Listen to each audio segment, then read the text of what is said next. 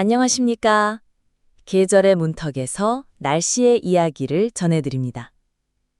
요 며칠 아침 저녁으로 창문을 열면 느껴지는 공기의 감촉이 사뭇 달라졌음을 느끼셨을 겁니다. 한낮의 햇살은 여전히 여름의 끝자락을 붙잡고 있지만 그 속을 파고드는 바람결에서는 분명 가을의 냄새가 묻어납니다. 마치 힘겨루기를 하듯 물러나는 여름의 기세와 성큼 다가온 가을의 기운이 한반도 상공에서 팽팽하게 맞서고 있는 형국입니다. 오늘 우리가 살펴볼 날씨는 바로 이 두 계절의 밀고 당기기가 만들어내는 한편의 드라마와도 같습니다. 멀리 남쪽 바다에서는 새롭게 발생한 열대 저압부가 탄생을 서두르고 있고 북쪽에서는 차갑고 마른 공기가 호시탐탐 남하할 기회를 엿보고 있습니다. 이 역동적인 변화 속에서 우리는 앞으로 어떤 하루를 마주하게 될지 차분하게 그 흐름을 따라가 보겠습니다. 먼저 현재 우리나라 날씨의 큰 그림을 그려보겠습니다. 얼마 전까지 한경도 부근에 묵직하게 자리 잡고 있던 마치 차가운 이불과도 같았던 한랭 건조한 성질의 대륙 고기압이 있었습니다. 이 고기압이 드디어 동해상으로 그 중심을 옮기기 시작했습니다.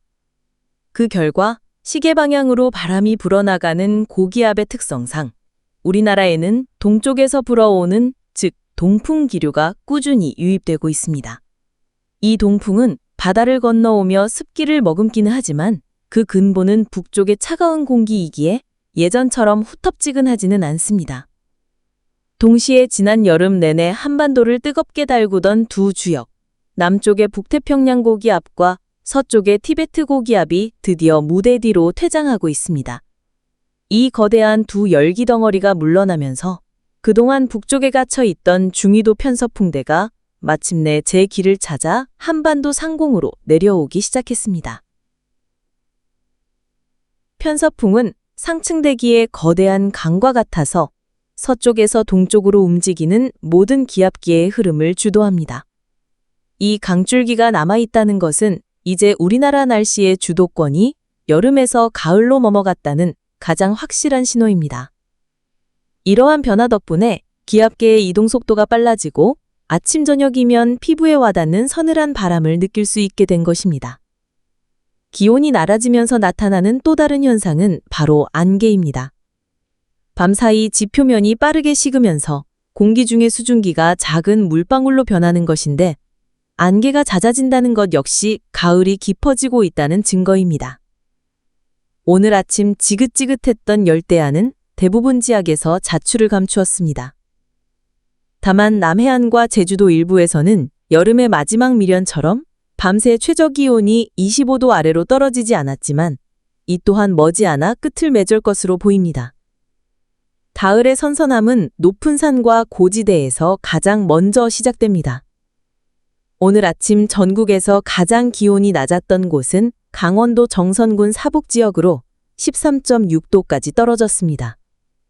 이처럼 계절의 변화는 언제나 가장 높은 곳에서부터 가장 낮은 곳으로 그렇게 차근차근 우리 곁으로 다가옵니다. 자, 이제 시선을 남쪽 바다로 돌려보겠습니다. 현재 가장 주목해야 할 변수는 바로 새롭게 발생한 열대 저압부입니다. 어젯밤까지만 해도 열대요란 95W라는 이름의 작은 소용돌이에 불과했던 것이 밤사이 힘을 키워 열대저압부 TD34호로 공식 승격되었습니다. 이제 막 걸음마를 뗀 아기 태풍이라고 할 수 있겠습니다. 현재 이 열대저압부는 오키나와 남동쪽 약 480km 부근 해상에서 시속 30km의 속도로 북쪽을 향해 나아가고 있습니다. 중심 기압은 1006헥토파스칼, 중심 부근의 최대 풍속은 초속 15m로 아직은 세력이 약한 편입니다. 하지만 이 열대저압부가 놓인 환경은 그야말로 태풍이 성장하기 위한 최적의 조건을 갖추고 있습니다. 첫째, 바닷물의 온도입니다. 현재 이 지역의 해수면 온도는 30도를 훌쩍 넘습니다. 이는 태풍에게는 최고급 연료와도 같습니다. 뜨거운 바다에서 증발한 막대한 양의 수증기를 빨아들이며 몸집을 키울 수 있기 때문입니다. 둘째, 바람의 조건입니다. 상층과 하층의 바람 방향이나 속도 차이가 큰 연직시어는 태풍의 발달을 방해하는 가장 큰 적입니다. 마치 팽이가 돌려고 하는데 위아래 다른 방향으로 바람이 불어 넘어뜨리는 것과 같습니다. 다행히 현재 이 지역은 연직 시어가 약해 연대저압부가 안정적으로 회전하며 에너지를 모으기에 아주 좋은 환경입니다. 마지막으로 상층부의 흐름, 즉 상층 발산이 원활합니다. 태풍이 강력해지려면 하층에서 빨아들인 혀를 상층에서 원활히 밖으로 내뿜어야 하는데 마치 잘 설계된 굴뚝처럼 공기의 순환이 매우 좋은 상태입니다. 이 모든 조건을 종합해 볼 때 이 열대저압부는 오늘 밤이나 내일 새벽 오키나와 부근을 지나면서 제15호 태풍 페이파로 발달할 가능성이 매우 높습니다. 페이파는 마카오에서 제출한 이름으로 애완동 물고기의 한 종류를 뜻합니다. 이 태풍은 계속 북상하여 6일 새벽 무렵 일본 시코쿠 해안에 상륙할 것으로 예상됩니다. 다만 일본 열도를 지나면서 지면과의 마찰로 인해 세력이 다소 약화될 수 있습니다.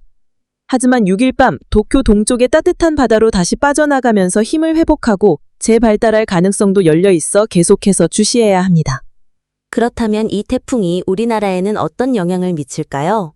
오늘 낮 동안에는 동해상에 자리한 이동성 고기압의 영향으로 동풍이 꾸준히 불어오겠습니다. 하지만 오후 2, 3시를 넘어서면서 북상하는 태풍의 관점 영향으로 동해 남부 해상의 등압선 간격이 점차 촘촘해질 것입니다. 지도의 등고선처럼 등압선 간격이 좁아진다는 것은 그만큼 기압차가 커진다는 의미이고 이는 곧 바람이 강해진다는 뜻입니다. 이렇게 강해진 동풍은 태백산맥이라는 거대한 벽에 부딪히게 됩니다.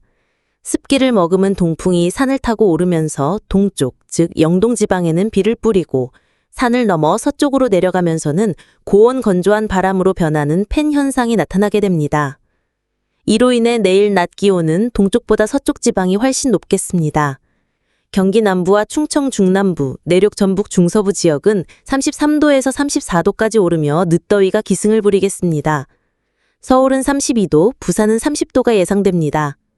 또한 늦은 오후부터는 강한 동풍이 지형과 부딪히며 대기가 불안정해지는 지리산 부근과 호남, 충청 내륙을 중심으로 소나기가 내리는 곳이 많겠습니다. 내일 아침이 되면 상황은 좀 더 복잡해집니다.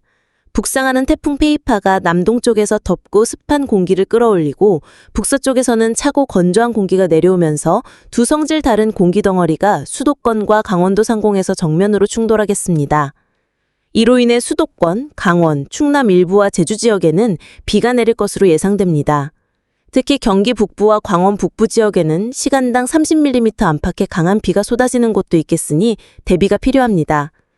내일 아침 기온은 19도에서 25도의 분포를 보이겠고 남해안과 제주도에는 마지막 열대야가 나타날 수 있겠습니다. 태풍 페이파가 당초 예상보다 일본 내륙 깊숙이 진입할 것으로 보이면서 우리나라와 일본 사이의 기압계 배치는 더욱 촘촘해져 동풍의 강도는 한층 더 강해질 전망입니다. 따라서 내일 낮에도 수도권과 강원 지역의 비는 계속 이어지겠고 오후에는 더욱 강해진 동풍의 영향으로 강원 동해안과 경북 동해안에도 지형적인 비가 내리겠습니다. 내일 낮 기온 분포는 지역별로 큰 차이를 보이겠습니다. 비가 내리는 수도권과 강원 지역은 21도에서 28도에 머물며 비교적 선선하겠지만 충청 이남 지역은 27도에서 33도까지 올라 덥겠습니다. 특히 팬 현상이 강하게 나타나는 영남 중남부 내륙과 전남 내륙 일부 지역은 32도에서 33도까지 기온이 오르겠습니다. 저녁 무렵에는 영남 내륙과 호남 지역을 중심으로 대기 불안정에 의한 일시적인 소나기가 내리는 곳이 많겠습니다. 주말이 시작되는 6일 아침 중상층 대기에서는 아열대 고기압의 영향으로 고온 다습한 공기가 남부지방으로 유입되는 반면 지상에서는 태풍의 북상에 밀려 건조한 고기압이 함경도 지역으로 이동하겠습니다. 이로 인해 강한 북동풍이 불면서 서해안 지역의 수증기는 대분 후 서해상으로 밀려나 서쪽 지방은 강수 없이 맑은 날씨를 보이겠습니다. 6일 낮 동안 전국이 대체로 맑겠는데 강한 북동풍에 의한 팬 현상으로 인해 경기 남부와 충청 중남부, 영남 중남부 지역의 기온이 34도까지 오르는 등 서쪽과 남쪽 지방의 늦더위는 계속되겠습니다. 저녁 무렵에는 전남과 서해안 지역으로 습한 공기가 유입되면서 비가 내리는 곳이 있을 것입니다. 다음 날인 7일 새벽에는 몽골 지역에서 내려온 차가운 저기압이 중국 내륙에서 2차 전선을 동반하며 발달하겠습니다. 서해상의 높은 수온이 에너지를 공급하면서 한랭전선은 점차 강력해질 전망입니다. 이날 아침 서해상 남부상에 고온 다습한 수증기가 남서풍을 타고 유입되면서 서해안과 수도권에는 간헐적으로 비가 내릴 것으로 예상됩니다. 낮에는 한랭전선 앞에서 남서풍이 더욱 강하게 불면서 팬 형상이 극대화되어 충청 중부와 영남 중북부, 동해안 지역의 기온이 35도까지 치솟으며 폭염 수준의 더위가 다시 찾아오겠습니다. 낮 동안 북한 지역에 머물던 한랭전선은 저녁 무렵 남하하여 수도권과 충남을 시작으로 전국에 비를 뿌리겠습니다. 이 비는 점차 전국으로 확대되며 밤에는 시간당 30mm 이상의 매우 강한 비가 내리는 곳도 있겠습니다. 8일쯤에는 한랭전선이 한반도를 완전히 통과하겠고 수도권을 지나 강원 남부와 충청, 호남 지역에 걸쳐 강수대가 형성되겠습니다. 다만 영남과 동해안 지역의 강수량은 많지 않겠습니다. 오전 9시 이후에는 저기압이 동해상으로 물러나고 전선도 약화되면서 비구름은 빠르게 흩어지겠습니다. 이는 비구름이 태백산맥과 소백산맥을 넘으며 고기압성 흐름으로 바뀌어 발산하기 때문입니다. 다만 오후에는 남부지방 곳곳에 산발적인 소나기가 지나겠고 특히 소백산맥의 영향을 덜 받는 영남 남부와 동해안 지역은 밤까지 비가 이어질 수도 있겠습니다. 9일 아침에는 드디어 완연한 가을 아침을 맞이하게 됩니다.